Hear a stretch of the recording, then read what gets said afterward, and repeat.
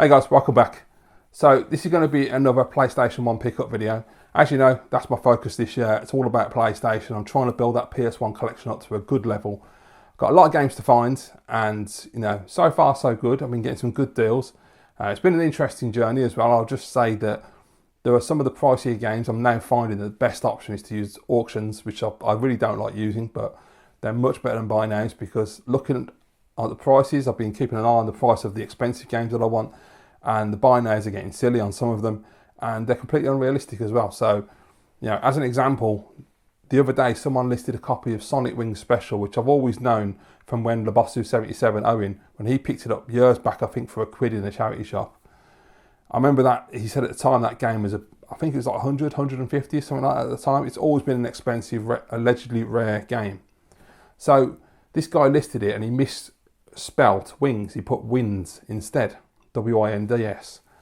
And he listed it for 80 quid or best offer. And I thought, well, that's got to be a good price. I don't know why he's lowering the price that much, but that has to be a good deal. Last time I checked a couple of days ago, it still hadn't sold, by the way. It's been on a few days. It's been nearly a week. So I don't really understand why it hadn't sold.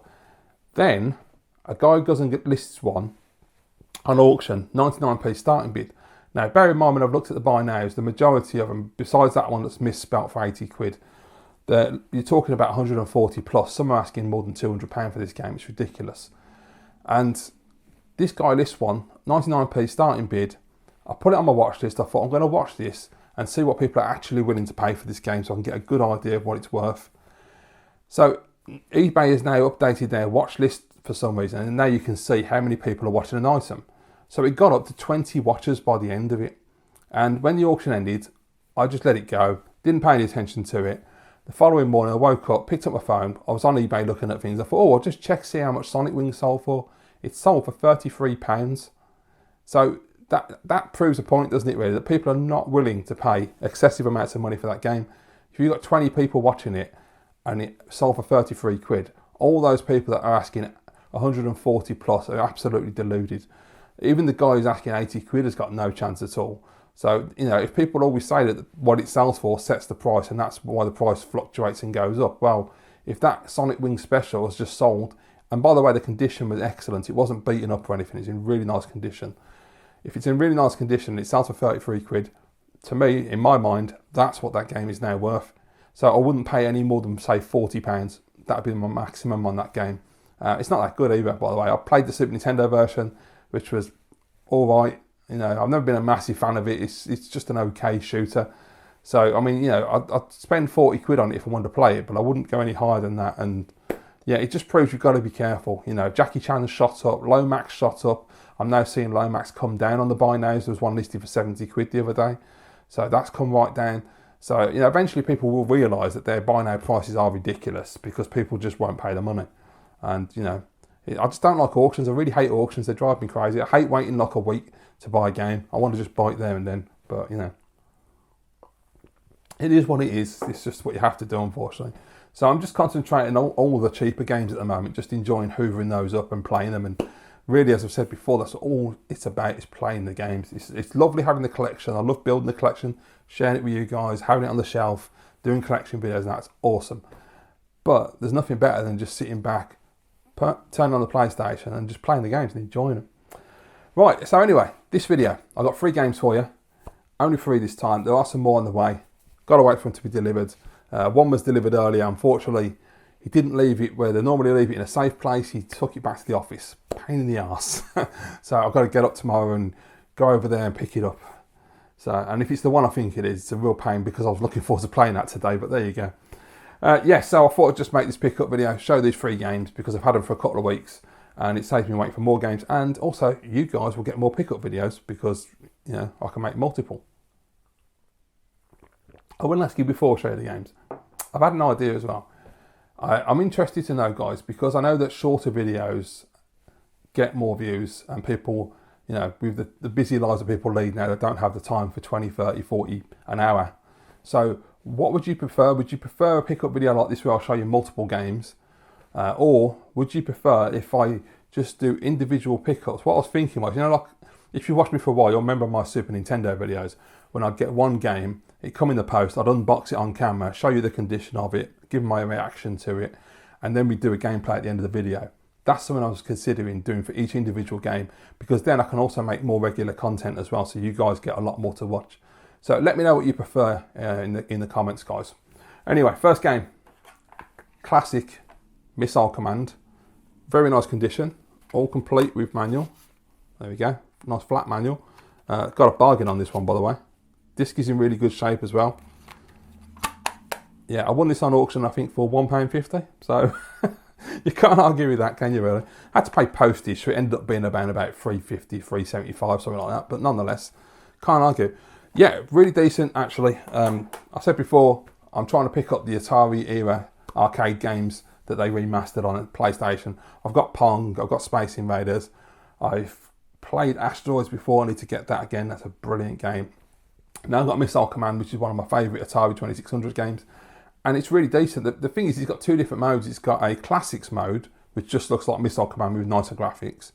And it's got a modern 3D version, which I honestly don't like that much. It looks nice, but from a playability standpoint, I don't really enjoy it as much. The Classic mode works so much better. And I think visually as well, it looks a lot nicer as well. If you've never played Missile Command, basically missiles rain down from the top of the screen. You have the bases at the bottom that you have to protect, and you've got 3 different guns and 3 different buttons on the pad will operate each gun. You've got a limited amount of ammunition, and you have to fire a missile to destroy the other missiles. Very simple, but because you have limited ammunition, you have to get the positioning right, and you have to try and think about, as it gets harder on each level, you have to think about positioning your explosive so that it blows up and takes out multiple missiles instead of one at a time. Otherwise, which is what happened to me a few times, I ran out of missiles and the whole place got bombed and I died. It's kind of frustrating. I noticed I think in the 3D version as well, it's weird because you have a weird thing where you can move the screen left and right and up and down. And if you don't do that, you'll miss some of the missiles because they'll be off screen. I wasn't really keen on that. I much prefer the Classic mode. I think that looks really nice, plays great. I just like Missile Command. It's just a simple, simple fun game. I used to play the hell out of it on 2600. I remember a few years back now, probably a decade ago now, I remember I picked up one of those Atari joysticks you can pick up that you just plug and play things. I picked it up a car boot, and I remember getting it home, plugging it into an LCD, and it had Missile Command, and I just sat there for like an hour solid just playing Missile Command, because it doesn't really matter about the graphics, it's really about the gameplay. It's so much fun. But being on PlayStation, you do have a really nice graphics, nice presentation. But yeah, decent little game, well fed into the collection. So I've got that, I've got Pong, I've got Space Invaders, which is really good. Pong is a bit meh. Asteroids I need to get, which is really great. I want to get Cubit, that looks really fun. I played that back in the day, it's a great game. I'm not sure about Centipede, it looks all 3D. I'll have to see if it's got a Classic mode, because the 3D mode looks a bit shit. What else was there? There was Frogger and Frogger 2 as well, which don't look particularly great. I'll have to watch some gameplays and really check them out and see what I think. So I'm not going to buy every single one unless they're actually worth buying to play. But so far, the ones I've been getting are decent. Right, next game is a game that I've never heard of. I just happened to come across it one night. Had a look to see how much it was selling for. Got this one for half the price of most of... This was a buy now and all, which is amazing. But this guy listed it for half the price of what everybody else was asking. So thank God for that. Actually, no, sorry, it wasn't a buy now. It was an auction, I just remembered. That's right. He had the starting bid at half the price of what everyone on the buy now wanted. And then the auction ended and I missed the ending. So I quickly messaged him and said, would you sell it for that price? And he came back and said, yeah, no worries. So, I was well chuffed with that. Nice bloke. But anyway, the game, maybe you've heard of it, maybe you haven't. I'd never had. And it's called Space Debris by Rage. And I'm trying to remember what game Rage made that I played. I know I've played their games before. So it's a Star Fox game, basically. So there you go. All nice and complete. Lovely manual. Excellent condition throughout. Yeah, it's a Star Fox clone. It's the PlayStation Star Fox game. Really decent, actually. Not as good as Star Fox, of course, but nice graphics and audio. And it's the same sort of thing. It's like Star Fox 64. You're flying along in 3D, blasting everything. You got your compadres talking to you, and yeah, your little boss battles. It's even got that blatant Star Fox 64 rip-off thing, where you go too far in one direction when you're fighting a boss, and it loops the loops and turns your ship back round. So I've played a couple of levels. It's been pretty good so far. I did get to a boss where there was 2 bosses trying to break down a barrier, and I like Star Fox 64. I always have trouble working out how to do the loop. and also just trying to turn around anyway and get the camera around quick enough to shoot this thing, because when you're flying towards it, it's quite rapid, and you're on top of it before you know it, and you crash if you're not careful. So I managed to destroy one of them, but I couldn't destroy the other one, and you're under a time limit as well, which is, I hate when games do that. Why do, I know they probably think it's a good idea, but it's not. It bloody irritates me. So yeah, I couldn't kill the second boss, but I'm going to stick at it and give it another try. But it's definitely, you know, if you're looking at the gameplay right now, you might be interested in it. As I say, I've never heard of the game. It was a complete random purchase because I thought the gameplay looked good when I checked it out. And it turned out to be a pretty decent little Star Fox game. There is a game that I'm completely blanking the name of. I'll have to look it up and find out what it's called. That is the game that most people say is Star Fox on PlayStation. So, which looks really good. And I can't remember how much it was even when I looked into it. If I can find out what it was called, I'll stick it up on the screen. Okay, the final game is an absolute classic. Don't really need to say too much about this, guys, but one of the best games on the system, really. Tony Hawk Pro Skater. So the first one in the series. Still a stone cold classic. It's just brilliant. Oh, and the front sleeve has decided to leap out. I love it when that happens. Right, there we go. All complete manual. Very nice condition. I'm getting very lucky with the discs so far. I haven't had any extremely scratched discs. They've all been pretty decent condition. I mean, we all know what Tony Hawk's is.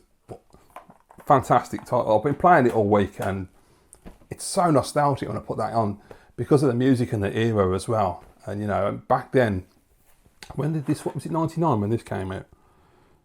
Yeah, I think it was. Yeah, 99. So yeah, I mean, in 99, 2000 was when I was getting into the metal scene, and new metal was a thing, and I was listening to Korn and Limp Bizkit and Slipknot and all that, and all the punk stuff and the ska and all the quality music. And so I listened to this, and it's like such a throwback when I put it on. And it's like, my God, there's only a few songs on there. I think the second game's got the best soundtrack, because that's got Papa Roach on that and Power Man 5000. Brilliant soundtrack. But it still plays really good. I still can't get past the downhill level. I think it's downhill slalom. I can't get my head around it. I can't work out where some of the skate letters are. I found where the mystery tape is, but I don't know how you actually get to it. It seems really difficult. And you've got to turn some valves. I've only found one valve so far, and it's a very short level. And when you get to the end, the letter E is on top of a building. I can't figure out how to get up there. I'm assuming that when you do all the valves, maybe it opens something up that lets you grind up there. I don't know. So I'm going to have to keep practicing. But, you know, just the opening level, the first one, I think is a warehouse. It's so great. It's just so nostalgic when I put it on and play it. And I'm jumping over stuff. I'm grinding. You know, I'm doing tricks. I'm getting all the skate. I'm hitting the boxes. I'm getting the point, them silver point things. You know, and you hit your high scores, and all the sound design as well. I mean, all the music, the sound effects. It's super nostalgic when I play this game. Now, I put so many hours into the first 3 games when they came out. I was absolutely addicted to Tony Hawk's back then. And, you know, I love, even though the graphics are really old now, obviously it's 1999, so that's 24 years now, and they're very dated. But when you play them on a CRT, they still look really good. I just love the colour of this game. The colour is so nicely done. You know, from the outfit on your skater to the board to the environment. You know, the lighting effects, everything. Even like the wheels on the skateboard when you do a trick and you see it just looks beautiful. So beautifully designed, and so, you know, there's so much love's gone into the game when you're playing it. And it's all the sound effects though. When you hear the sound effects, it's like it just takes me right back to that time when I played it for the first time. And I've really, really enjoyed playing it. It's a lot more simple than I remember being in terms of the actual tasks. There aren't as many as I remember being on the game. So it's pretty straightforward for the first few levels. And, you know, it's nothing more satisfying on these first Tony Hawk games, because the controls are so tight. There's nothing more satisfying when you land, say like the one on the first bit in the warehouse, on the left-hand side when you go down the ramp, there's a rail. And in front of the rail, there's a ramp that goes up onto a flat bit.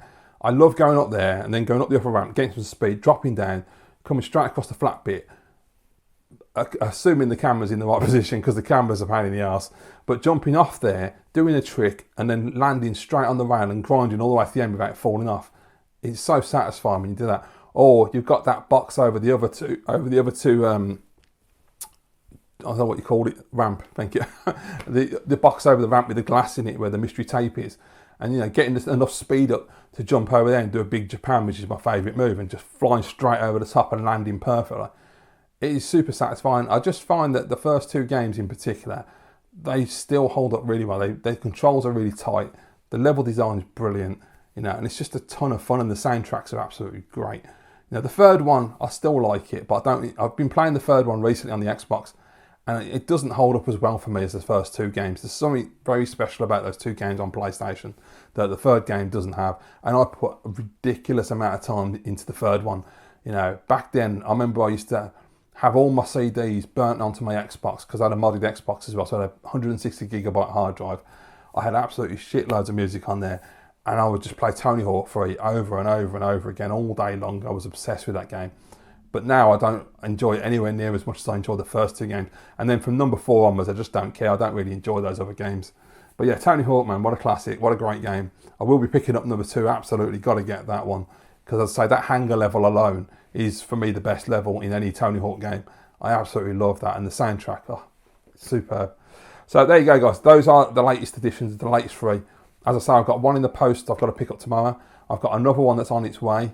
And, you know, there's a few on my watch list I want to buy as well. So so there will be more coming in. And as they do, I'll be making new pickup videos. And let me know in the comments, do you prefer the longer form multiple game pickup videos? Or would you prefer that I made a video per game when it comes in and do the unboxing, show you the condition, give you my thoughts, and then do a gameplay at the end? Which one would you prefer? Let me know in the comments below.